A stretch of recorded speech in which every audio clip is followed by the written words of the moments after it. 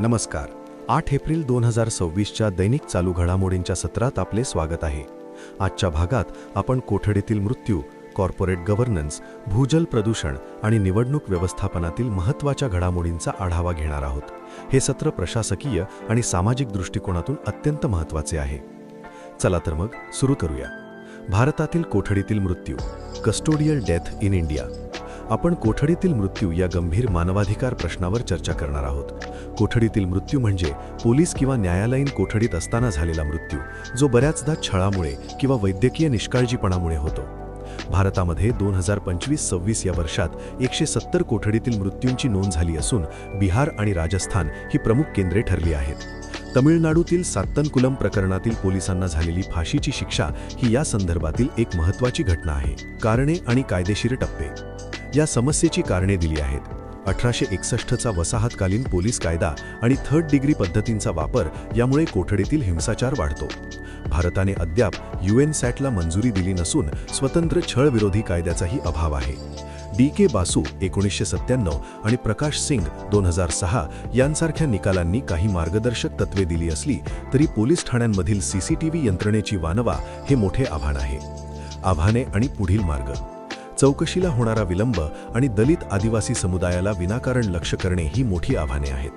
पुढील मार्ग म्हणून भारताने स्वतंत्र छळविरोधी कायदा लागू करावा, तपासासाठी न्यायवैद्यक विज्ञानाचा म्हणजेच फॉरेन्सिक्सचा वापर वाढवावा आणि पोलीस ठाण्यातील CCTVच्या देखभालीसाठी स्टेशन हाऊस ऑफिसर्सना वैयक्तिकरित्या जबाबदार धरावे. भारतातील कॉर्पोरेट गव्हर्नन्स. कॉर्पोरेट गव्हर्नन्सवर लक्ष केंद्रित केले आहे. सेबी प्रमुखांच्या मते सुशासनाची गुणवत्ता ही केवळ नियमांवर नाही तर बोर्डाच्या सक्रिय भूमिकेवर अवलंबून असते.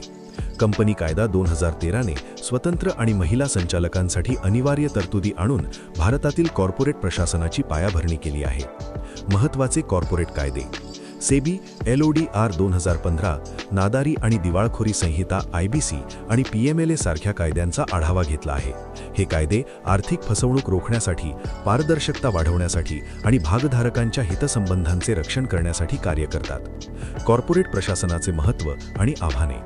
मजबूत प्रशासनामुळे विदेशी गुंतवणूक वाढते आणि कंपन्यांच्या मूल्यांकनात प्रीमियम मिळतो.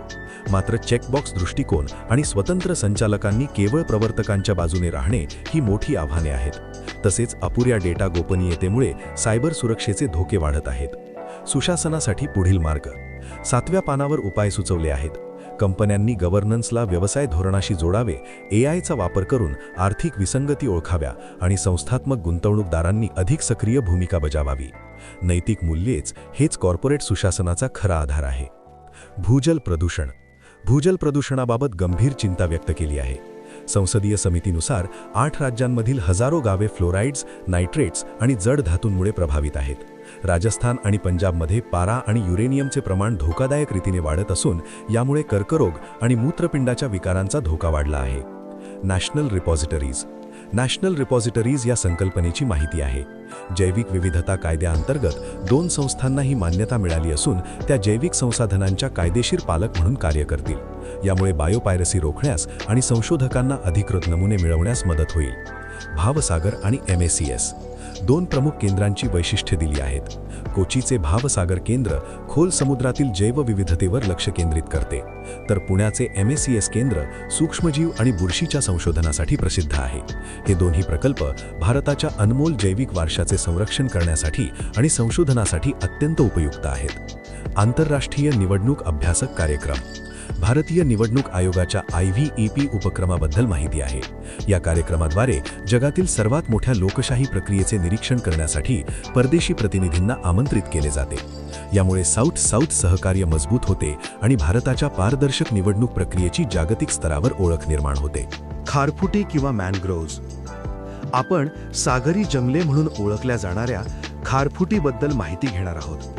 नुकत्याच झालेल्या एका अभ्यासानुसार सुंदरबनचा 10 ते 15% भाग हवामान बदलाच्या ताणामुळे आपली लवचिकता गमावत आहे.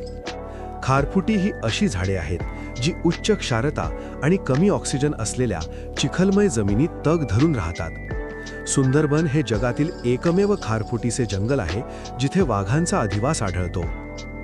खारफुटीची वैशिष्ट्ये आणि महत्त्व. या झाडांच्या अद्भुत वैशिष्ट्यांची माहिती दिली आहे. ही झाडे श्वसनमुळे किंवा न्यूमॅटोफोर्सच्या मदतीने श्वास घेतात. तसेच ही झाडे किनारी भागाचे चक्रीवादळांपासून संरक्षण करतात आणि जमिनीची धूप थांबवतात. हे एक महत्त्वाचे कार्बन सिंक असून ते इतर उष्णकटिबंधीय जंगलांच्या तुलनेत जास्त कार्बन साठवू शकतात. धोके आणि संवर्धन उपक्रम.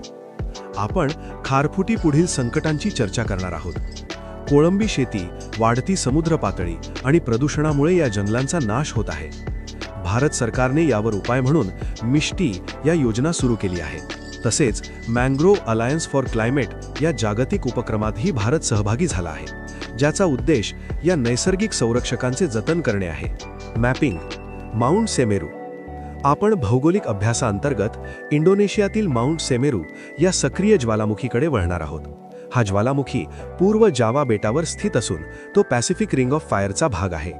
या पानावर त्याचे भौगोलिक स्थान आणि सभोवतालच्या परिसराचे नकाशाद्वारे सविस्तर वर्णन केले आहे. ज्वालामुखीची निर्मिती आणि प्रक्रिया. या ज्वालामुखीच्या निर्मितीमागील वैज्ञानिक कारण दिले आहे. माउंट सेमेरू हा सबडक्शन झोन ज्वालामुखीचा परिणाम आहे. जड इंडो ऑस्ट्रेलियन प्लेट जेव्हा सुंदा प्लेटच्या खाली सरकते तेव्हा मॅग्मा तयार होतो. हा मॅग्मा पृथ्वीच्या पृष्ठभागावर येऊन अशा उंच पर्वतांची आणि ज्वालामुखींची निर्मिती करतो. वैशिष्ट्ये आणि लाहरचा धोका. माउंट सेमेरूची महत्त्वाची वैशिष्ट्ये दिली आहेत. याचा सर्वोच्च बिंदूला महामेरू म्हणतात. हा ज्वालामुखी दर 15 ते 30 मिनिटांनी राखेचे स्फोट घडविण्यासाठी प्रसिद्ध आहे. येथील सर्वात मोठा धोका म्हणजे लाहर, जो पावसाच्या पाण्याने वाहून येणारा चिखल आणि राखेचा भयानक प्रवाह असतो. हा प्रवाह परिसरातील गावांना मोठा धोका निर्माण करतो. अशा प्रकारच्या चालू घडामोडी जाणून घेण्यासाठी ॲग्री सुपरबी अकॅडमीला फॉलो करा.